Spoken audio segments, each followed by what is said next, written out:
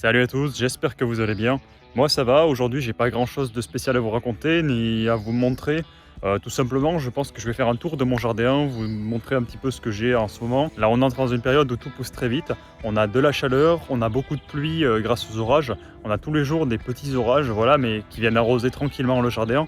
Bon, parfois avec beaucoup de violence, donc ça arrache la terre et ça peut faire des dégâts, mais bon, on va pas se plaindre d'avoir un petit peu de pluie quand il faut et d'avoir de la chaleur pour faire pousser nos légumes. Donc voilà, je vais vous faire un petit tour du jardin. Avant cela, comme d'habitude, mettez un pouce vers le haut, abonnez-vous à la chaîne si le contenu que je vous propose vous plaît, et puis surtout posez-moi en commentaire vos questions, ça me donnera des idées sur quel sujet traiter, de quoi je vais pouvoir vous parler. J'aimerais bien répondre à vos problématiques au jardin, donc allez-y, la moindre problématique, posez-la en question, il n'y a pas de questions bêtes. On a tous été débutants au potager, on a tous des problèmes divers et variés, donc j'essaierai de répondre à tout le monde. Et puis je ferai des vidéos sur les sujets qui reviennent régulièrement.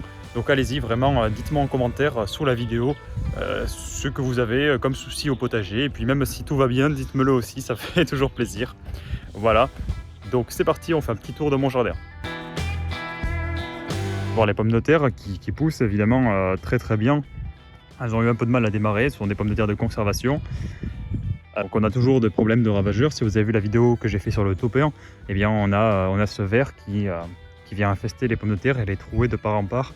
Donc voilà, on ne s'attend pas à une grande récolte, voire rien du tout, mais ça ce sera si on a de la chance ou pas.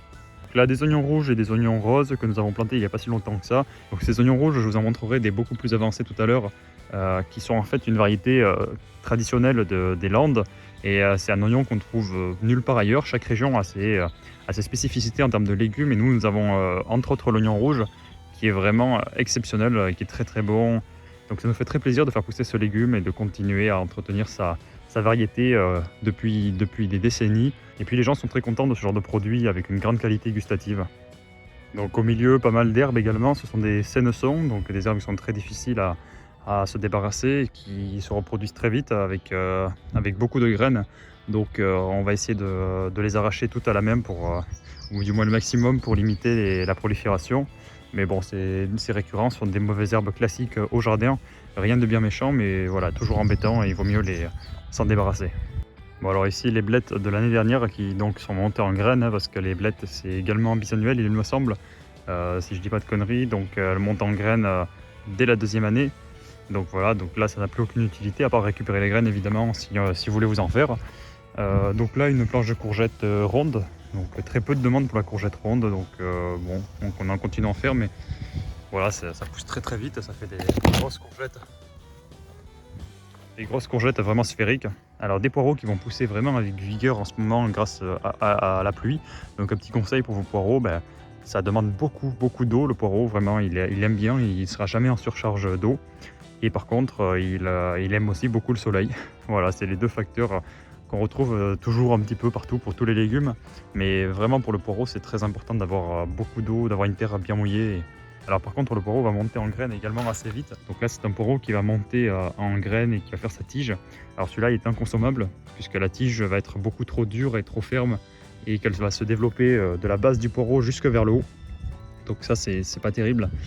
Donc ceux-là, ça arrive, il y en a toujours quelques-uns qui veulent monter en graines un peu plus vite que les autres, ils ont été stressés, je ne sais pas. Alors là, nous avons replanté une planche de blettes, ou de bêtes, comme certains les appellent, et donc sur un plastique tressé. Voilà, donc ça permet à l'eau de passer à travers et les herbes de ne pas pousser. Alors elles ne sont pas en super forme en ce moment parce que la blette est très très sensible à la cercosporiose, qui va être responsable de tous ces petits points ici. Donc c'est une maladie bactérienne, je crois, voilà, qui touche la blette et les betteraves, les feuilles de betterave. Donc très embêtant, ce sont des feuilles qui sont invendables, mais en les taillant un petit peu en plein été, en les arrosant bien, en général ça repart bien et ça fait de jolies feuilles. Donc voilà, il faudra juste qu'on les taille un petit peu et arracher un petit peu l'herbe autour. Même procédé pour les haricots verts, plantés sur plastique tressé, donc pour éviter à l'herbe de pousser. Il y a tout simplement de l'herbe au niveau des pieds ici, c'est normal, mais ça demande très peu de temps et très peu d'efforts pour les arracher. Hop là, et voilà. Et là, on a des pieds d'haricots verts, donc tout ça, ça représente pas mal de boulot en somme, si on ajoute chaque petit détail, chaque petit légume à s'occuper. Donc voilà, ces haricots verts qui devraient arriver assez vite et qui ont déjà leurs fleurs. Et puis qui vont être pollinisés en extérieur sans souci par tout ce qui est bourdon. Alors je me demande si les abeilles pollinisent les haricots, je ne sais pas. Peut-être. Les bourdons c'est certain, mais à voir si les abeilles... Les abeilles c'est plutôt les fleurs en général, hein. Très peu les légumes. On a surtout beaucoup de gros bourdons comme celui-ci. Bon, on a aussi tenté l'expérience de faire des fenouilles en été, ce qu'on ne fait jamais en général. Et ben, ils sont magnifiques, ils ont très bien poussé. Ils ont fait vraiment des très grosses bulbes. Enfin, je sais pas si on dit des bulbes, mais des grosses têtes. Voilà. Donc super, les fenouilles ont bien marché, on en a fait quand même tout petit peu. Et ensuite les oignons dont je vous parlais, donc les oignons rouges traditionnels des Landes. Voilà. Ceux-là on les a plantés il y a vraiment pas longtemps et ils sont déjà très gros, très beaux. Donc ils devraient commencer à faire une boule d'ici pas longtemps. Vraiment très content de cela, de cette réussite. Et c'est pas tous les ans qu'on réussit les oignons, c'est assez difficile.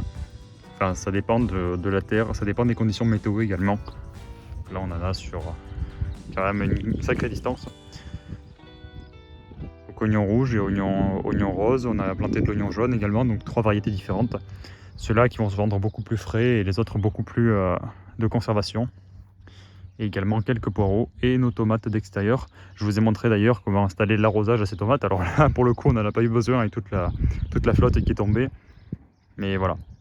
Si vous vous demandez ce que c'est cette barre en travers, j'en ai un petit peu parlé déjà, c'est une rampe d'arrosage, vachement pratique avec oscillation. Donc spécialement pour les maraîchers, c'est pas dans votre jardin, je vous conseille pas d'installer ça parce que ça coûte cher et c'est fait pour les grandes surfaces. Après, si vous avez un très grand jardin, pourquoi pas, ça peut être une bonne idée. Bon voilà, je vous montre pas tout non plus, hein. J'ai pas mal de choses à vous montrer, ça prendrait beaucoup de temps. Je voulais faire juste une petite vidéo courte, donc voilà, n'hésitez pas à répondre en commentaire.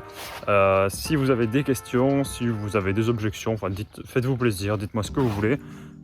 Je vais essayer de sortir d'autres vidéos, de trouver des idées, des contenus. Là je vous avoue que pour l'instant, je ne sais pas quoi vous dire.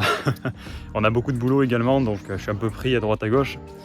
Et si vous voulez que je vous parle de poivrons, je peux vous parler de poivrons, de tomates également. Toujours avec les fameux tutas, donc les tomates, on essaye pas mal de choses. Pour l'instant, on a l'impression d'endiguer l'attaque, mais je vais vous montrer un petit peu à quoi ça ressemble l'attaque de tuta à long terme. Voilà, des très belles tomates, vous pouvez voir que les feuilles sont minées de galeries. C'est incroyable. Toutes ces galeries sont faites par la larve du tuta. Par la chenille plutôt, devrais-je dire, c'est plus exact. Donc là c'est vraiment une hécatombe, les feuilles sont minées. Alors c'est pas très grave parce que les feuilles continuent à produire la photosynthèse, etc. C'est pas très gênant, mais c'est surtout que plus il y a de galeries de ce genre, plus on va avoir de tuta adultes. Et donc avec le risque d'avoir ces mêmes galeries mais dans les fruits. Donc pour l'instant pas de soucis sur les fruits.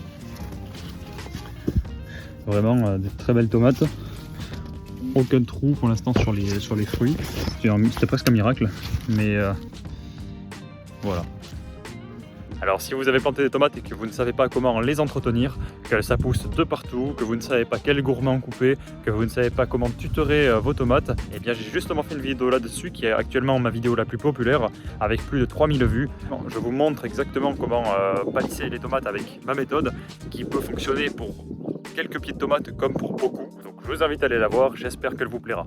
Et si vous êtes dans le cas où vous n'avez pas pu entretenir vos tomates et que c'est la véritable jungle chez vous, eh bien on se retrouve dès demain. Je vous montre dans une vidéo un avant-après d'une plantation de tomates. C'est vraiment catastrophique, il y a des mauvaises herbes de partout, il n'y a rien d'entretenu, tout s'est cassé à la gueule avec le vent, etc. Et je vous montre comment je l'entretiens et comment ça finit après, une fois que tous les soins y sont passés. Et vous allez voir, c'est très simple et ça peut peut-être vous donner des idées et peut-être la motivation pour rattraper vos plantations de tomates si vous vous dites « Oh, c'est trop tard, je ne sais pas comment faire ». Bon, on se retrouve dès demain, laissez un pouce vers le haut, abonnez-vous, à Chats.